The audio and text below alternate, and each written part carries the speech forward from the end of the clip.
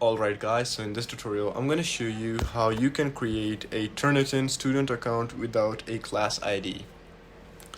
So if you want to create a Turnitin student account without class ID, here's what you need to know.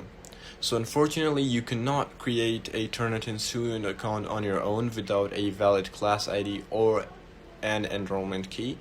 Turnitin is designed for use through schools, colleges, and universities, so students must be invited by an instructor or institution.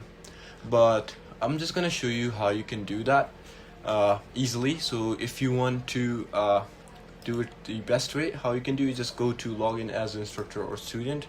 Right over here, go ahead and just give them your email and password. You can either log in with Google or log in with Clever. Once you've done, so if you need the access, the best option is to contact your teacher or school administrator and ask them for the class ID and enrollment key.